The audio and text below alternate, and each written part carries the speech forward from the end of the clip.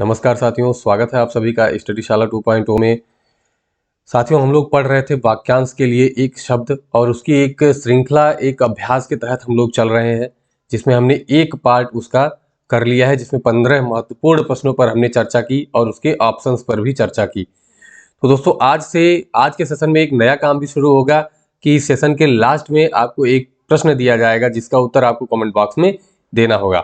तो इसी के साथ दोस्त, जो भी चैनल पर नए हैं वो चैनल को सब्सक्राइब कर ले और इसी तरह की वीडियोस पाने के लिए जुड़े रहें। और जो भी साथी हिंदी व्याकरण पूरी क्लास पढ़ना चाहते हैं वो चैनल को सब्सक्राइब करें, प्लेलिस्ट में जाएं और वहां पर हिंदी व्याकरण की एक जबरदस्त श्रृंखला चल रही है, तो आप उसे ज्वाइन कर सकते हैं। चलिए, तो आज का सेशन हम लोग शुरू करते हैं। देखिए, आज का हमारा पहला प्रश्न है कि कनिष्ठिका और मध्यमा के बीच की उंगली को क्या कहते हैं। कनिष्ठिका और मध्यमा, एक बार आप यहाँ चित्र को देखें।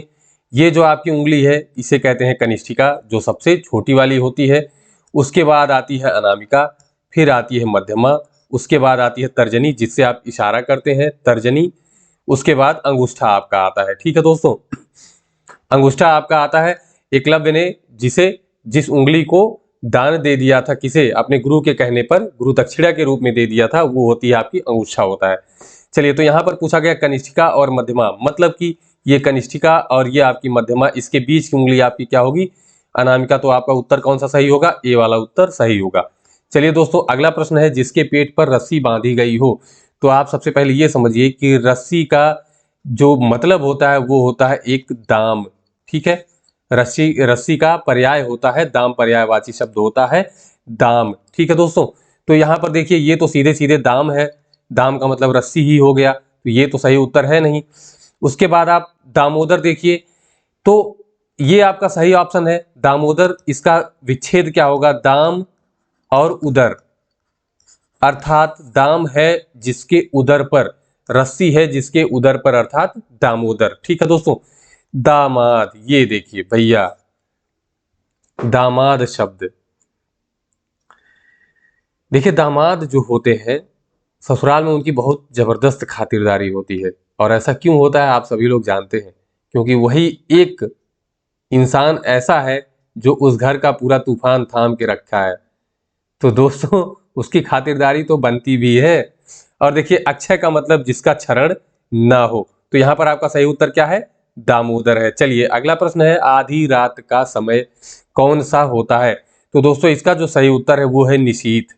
क्या है, निशीथ मतलब होता है आधी रात का समय। आप सबका अर्थ एक बार समझ लीजिए।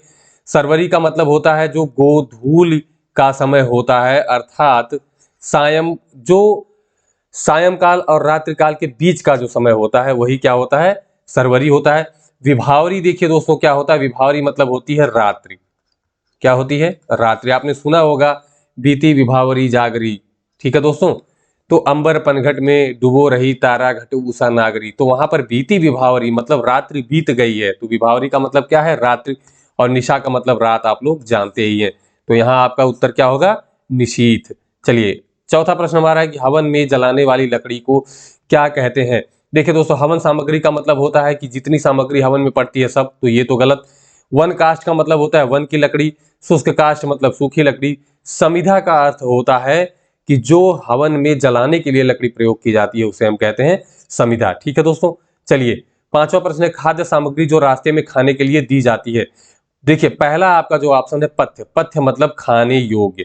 क्या होता है, खाने योग्य, लेकिन वो कहीं भी खाया जा सकता है, वो रास्ते में ही खाने के लिए नहीं होता है। ठीक है दोस्तों, पाथेय का मतलब होता है ऐसा भोजन, ऐसा पथ्य जो पथ के लिए दिया जाए, मतलब रास्ते में खाने के लिए दिया जाए, पाथेय। तो यही आपका सही उत्तर है। तो उपाहार, उपधन आहार मतलब किसी आहार का एक तरीके से ऑप्शन निकाला जाए तो उपाहार हो जाएगा, और पथाहार हो जाएगा, पथ का आहार, रास्ते का आहार, रास्ते में खाने के लिए नहीं, रास्ते को खाने के लिए आहार। तो दोस्तों, ये भी आपका गलत ऑप्शन, तो दूसरा वाला आपका उत्तर सही है। चलिए, छठे पर चलिए, पीछे पीछे चलने वाला के लिए एक शब्द है। तो दोस्तों, जो पीछे पीछे चलता है वो होता है अनुगामी, अर्थात अनुगमन करने वाला। क्या होता है, अनुगमन करने वाला। ठीक है दोस्तों, तो ये आपका हो जाएगा अनुगामी, यहाँ का सही उत्तर हो जाएगा। अनुचर का अर्थ होता है सेवक। ठीक है दोस्तों, तो ये तो उत्तर होगा नहीं इसका। अनुवर्ती, अनुवर्ती पूर्ववर्ती संख्या आपने पढ़ा होगा कि जो संख्या है उसके जस्ट अगली संख्या क्या होगी, अनुवर्ती हो जाएगी। ठीक है दोस्तों, अनुगमनीय का मतलब होता है अनुगमन करने योग्य, अनुगमन करने वाला नहीं, अनुगमन करने योग्य अर्थात पीछे पीछे चलने के योग्य। ठीक है दोस्तों, चलने वाला नहीं। तो यहाँ पर आपका उत्तर क्या है, अनुगामी। चलिए अगला प्रश्न है, जिसे जीता न जा सके के लिए उपयुक्त शब्द है। तो जिसे जीता ना जा सके, यहाँ पर अर्थ समझिएगा बहुत आराम से। अजेय मतलब जो जीता ही ना गया हो, जिसे जीता न जा सके, ये आपका सही उत्तर होगा अजेय। ठीक है दोस्तों, अपराजेय का मतलब ये होता है जिसे पराजित ना किया गया हो। ठीक है, जो पराजित नहीं किया गया है। दुर्जेय का मतलब होता है कि जो बहुत कठिनता से जीता गया हो। देखिए दुर्धन जेय मतलब जो बहुत दुर्धन जेय हो जाएगा या दुर्धन जेय, तो जो बहुत कठिनता से जीता तो गया लेकिन बहुत कठिनाई से जीता गया वो होता है दुर्जेय। और अज्ञेय का मतलब होता है, जानते ही है कि जो जानता ना। चलिए आपका 8वां प्रश्न है, जिसके पास कुछ ना हो। तो इसका सही उत्तर है अकिंचन। ये याद कर लीजिए, वेरी वेरी इंपॉर्टेंट प्रश्न है दोस्तों, बार बार परीक्षाओं में पूछा गया है, अकिंचन। ठीक है, अब देखिए अभावग्रस्त मतलब जिसके पास कमी हो, कमी से पीड़ित अभावग्रस्त हो जाएगा, तो ये ऑप्शन गलत। दीनहीन तो समझ ही रहे हैं, और महादीन मतलब बहुत दीन। तो यहां पर आपका पूछा गया जिसके पास कुछ ना हो, तो उसका उत्तर क्या हो जाएगा, अकिंचन। चलिए 9वां प्रश्न आपका है कि गुरु के समीप रहकर शिक्षा ग्रहण करने वाला। तो दोस्तों इसका जो सही उत्तर, देखिए ये भी बहुत इंपॉर्टेंट प्रश्न है, कई बार परीक्षाओं में पूछा जा चुका है, आरओ एआरओ से लेके सभी परीक्षाओं में पूछा गया है। तो दोस्तों बिल्कुल इसको तैयार रखिए। गुरुकुलवासी का अर्थ होता है कि जो गुरुकुल में रहता हो, तो ये भी गलत। छात्रावासी जो छात्रावास में रहता हो, आश्रमवासी जो आश्रम में रहता हो। यहाँ पर आपका सही उत्तर है अंतेवासी। ठीक है दोस्तों, तो अंतेवासी का मतलब क्या होगा कि जो गुरु के समीप रहकर क्या करता हो, शिक्षा ग्रहण करता हो। तो उसका उत्तर क्या होगा, अंतेवासी। अगला प्रश्न आपका है, बहुत सी भाषाओं को जानने वाला। अब यहाँ पर बहुत अच्छे से समझिएगा दोस्तों, देखिए इसका सही उत्तर है बहुभाषाविद। क्या होता है, बहुभाषाविद। विद मतलब होता है जानकार, मतलब बहुत सी भाषाओं का जानकार क्या होगा, बहुभाषाविद। यहाँ पर बहुभाषिया, बहुभाषा मतलब बहुत सी भाषाएं बोलने वाला। बोलने को दोस्तों बहुत सी भाषाएं बोल सकते हैं, लेकिन जानकार होना अलग बात है और बोलना अलग बात है। दुभाषिया मतलब दो भाषाएं बोलने वाला। बहुभाषा भाषी मतलब बहुत सी भाषाएं बोलने वाला। ठीक है दोस्तों, यहाँ पर है बहुत सी भाषाएं जानने वाला, तो विद होगा, बहुभाषाविद। जैसे व्याकरणविद होता है व्याकरण जानने वाला। ठीक है, चलिए अगला प्रश्न है हमारा, जिस पुरुष की पत्नी साथ ना हो। ठीक है दोस्तों, देखिए यहाँ पर आपके ऑप्शन एक बार समझ लीजिए। विधुर का मतलब होता है जिसकी पत्नी ना हो, जिसकी पत्नी की मृत्यु हो चुकी हो, वो होता है विधुर। मतलब ऐसा व्यक्ति जिसकी पत्नी मर चुकी हो, वो विधुर हो जाएगा। और ऐसी पत्नी या ऐसी स्त्री जिसका पति मर चुका हो, तो वो विधवा आप जानते हैं। ठीक है, चलिए यहाँ पर बहुत से शब्द, आपको स्त्री से संबंधित पूरी एक क्लास मिलने वाली है दोस्तों। हो सकता है कि अगली क्लास आपकी वही हो वाक्यांश के लिए एक शब्द की, तो उसको एक जगह पर मैं करके देने वाला हूं ताकि आपको समझने में आसानी हो जाए। देखिए अगला है आपका विधुर का, आप समझ गए कि जिसकी पत्नी, ऐसा पुरुष जिसकी पत्नी मर चुकी हो। ठीक है, अगला है बी वाला ऑप्शन है सपत्नीक, मतलब जिसकी पत्नी साथ में हो, वह पुरुष जिसकी पत्नी साथ में हो, तो वो हो जाएगा सपत्नीक। वियोगी का मतलब जो वियोग में जी रहा हो। और विपत्नीक का मतलब जिसकी पत्नी साथ में ना हो, ऐसा पुरुष जिसकी पत्नी साथ में ना हो। देखिए विपत्नीक आपका यहाँ पर सही है, क्योंकि ऐसा पुरुष जिसकी पत्नी साथ ना हो। ठीक है, यदि साथ ना हो तो विपत्नीक, और साथ हो तो सपत्नीक। सा मतलब सहित होता ही है, तो सपत्नीक मतलब सहित, और विपत्नीक मतलब नहीं, मतलब साथ ना हो। और विधुर का मतलब जिसकी स्त्री मर चुकी हो। चलिए अगला प्रश्न हमारा है, जो नभ में चलता हो। ठीक है, नभचाली, ये बिल्कुल नहीं सही है, बिल्कुल गलत है। नभ में चाल चलने वाला। खच्चर मतलब आप समझते ही हैं। खेचर, देखिए यही आपका सही ऑप्शन है। खे मतलब होता है आकाश या नभ। क्या होता है, नभ। और चर मतलब चलने वाला, अर्थात नभ में चलने वाला क्या हो जाएगा, खेचर। और नभोत्पन्न मतलब नभ से उत्पन्न। ठीक है, तो आपका सही जो ऑप्शन है सी वाला ऑप्शन है कि जो नभ में चलता हो उसे क्या कहेंगे, खेचर। ठीक है दोस्तों, देखिए यहाँ पर आपका एक प्रश्न कहने के लिए है। देखिए पीछे आप एक बार घूम कर देखिए तो कितने प्रश्न आपके, एक ये, एक ये, एक ये सारे प्रश्न आपके तैयार हो जा रहे हैं। तो कहने के लिए मात्र 15 प्रश्न है, लेकिन ये आपके कम से कम 30-40 प्रश्न तैयार हो जाते हैं दोस्तों। चलिए हमारा 13वां प्रश्न है कि जो अपने कर्तव्य का निश्चय न कर सके, ठीक है, कर्तव्य का निश्चय न कर सकने का मतलब है कि ये काम करूं कि ये वाला करूं, ठीक है। जैसे आप लोग तैयारी करते हैं तो ये सोचते हैं कि सुपर टेट के लिए हिंदी पढ़ें, कि वीडियो के लिए हिंदी पढ़ें, कि लेखपाल के लिए हिंदी पढ़ें। दोस्तों, हिंदी किसी की बंटी हुई नहीं है। मैं कहता हूं कि आप एक बार हिंदी पढ़ें, लेकिन बेहतरीन ढंग से पढ़ें, ठीक है दोस्तों। और एक और चीज है कि जो भी दोस्त ये वीडियो देख रहे हैं, ये क्लास देख रहे हैं, वो अपने मित्रों तक ये क्लास पहुंचाने का काम जरूर करें। यदि आपको वीडियो अच्छे लगे तो आप खुद सब्सक्राइब करें और अपने दोस्तों को भी इन्वाइट करें। एक और भी सूचना है दोस्तों कि टेलीग्राम चैनल का लिंक डिस्क्रिप्शन बॉक्स में दिया है, उसको आप ज्वाइन कर लें, ताकि जो भी वीडियो आने वाली हो उसका नोटिफिकेशन आपको मिलता रहेगा। और आप यूट्यूब चैनल का जो नोटिफिकेशन होता है वो भी ऑन कर लीजिए, ताकि प्रेस बेल आइकन जो है उसको प्रेस कर लीजिए, ताकि आपके पास नोटिफिकेशन टाइम टू टाइम पहुंचती रहे। चलिए, 13वां हमारा प्रश्न है कि जो अपने कर्तव्य का निश्चय न कर सके, मतलब ये करें या वो करें, ठीक है दोस्तों। तो देखिए, यहां पर हो जाएगा द्वंद्वग्रस्त, ठीक है, जो द्वंद्व में फंसा हुआ है, ये तो है नहीं। भ्रमित का मतलब जो भ्रम में जी रहा हो वो भ्रमित हो जाएगा, जो कहीं जा रहा हो भटक गया। और किम कर्तव्य विमूढ़, ये देखिए, किम कर्तव्य मतलब क्या करूं, विमूढ़ मतलब उसी में घूम रहे हैं कि क्या करूं क्या ना करूं, क्या करूं क्या ना करूं। तो ये आपका क्या है, बिल्कुल सही उत्तर है। दुविधाग्रस्त का मतलब होता है कि दो तरफ हो, कि इधर भी उधर भी, इधर भी उधर भी, दो विधाओं में फंस गया हो, वही होता है दुविधाग्रस्त, ठीक है।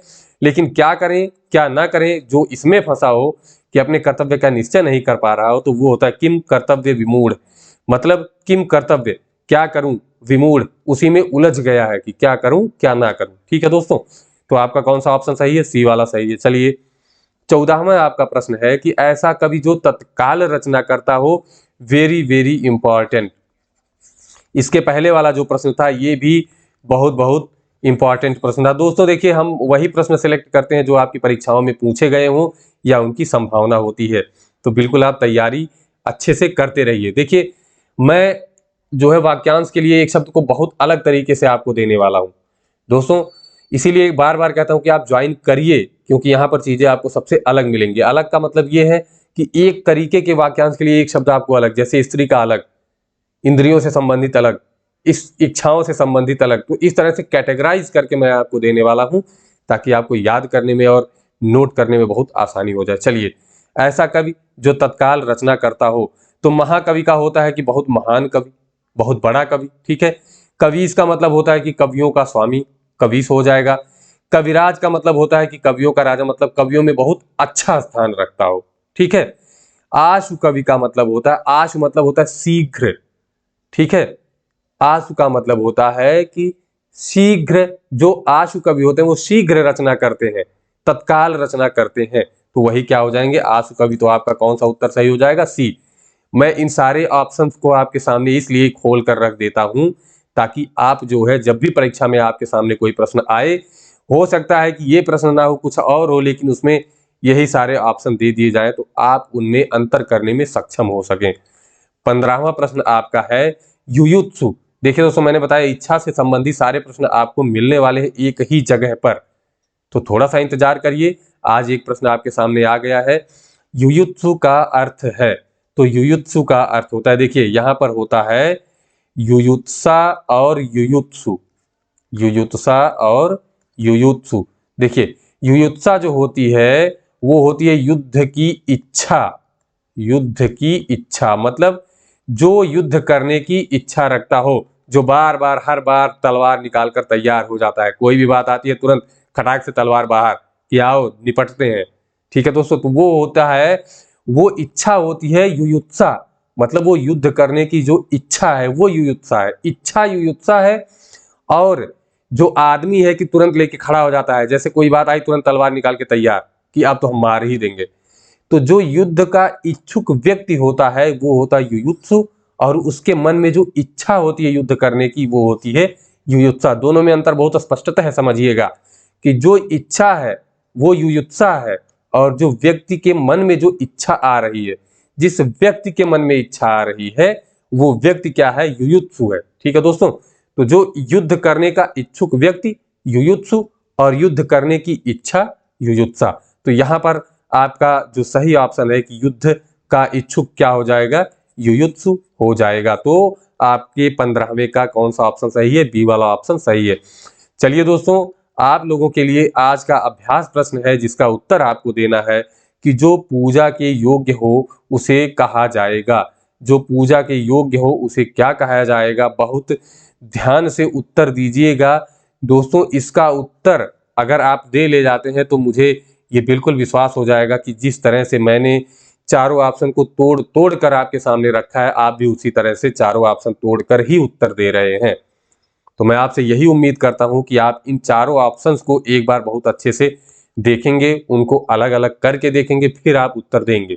ठीक है, चलिए आज के लिए इतना ही। जो भी चैनल पर साथी नए जुड़े हों वो चैनल को सब्सक्राइब कर लें, और आपको अगर ये वीडियो पसंद आ रही हो तो बिल्कुल चैनल को सब्सक्राइब करें और अपने दोस्तों तक जरूर पहुंचाएं। ठीक है दोस्तों, और आपके लिए जो है लाइव सेट कोशिश करूंगा कि लाइव सेट हर दूसरे दिन आपका हल कराया जाए। मैं एक हिंदी व्याकरण की पूरी श्रृंखला पढ़ा रहा हूं जो रोज शाम 7 बजे लाइव क्लास चलती है, तो आप उससे जुड़े। उससे इतर एक प्रैक्टिस सेट कराया जाएगा आपका, जिसमें हर टॉपिक से प्रश्न होंगे, कम से कम 30 प्रश्न होंगे जिसको डेली हल कराया जाएगा। ठीक है दोस्तों, 30 से 50 प्रश्न उसमें मैं रखूंगा। तो आप कोशिश ये करिए, उसका टाइम आपको फिक्स टाइम बता दिया जाएगा कि किस टाइम पर वो क्लास लाइव चलेगी, तो आप उस पर जुड़ने की कोशिश जरूर करें। तो आज के लिए दोस्तों इतना ही। मिलते हैं ऐसी ही एक रोचक वीडियो के साथ, इंटरेस्टिंग और बहुत ही महत्वपूर्ण वीडियो के साथ अगली क्लास में, अगले सेशन में। तब तक के लिए जय हिंद।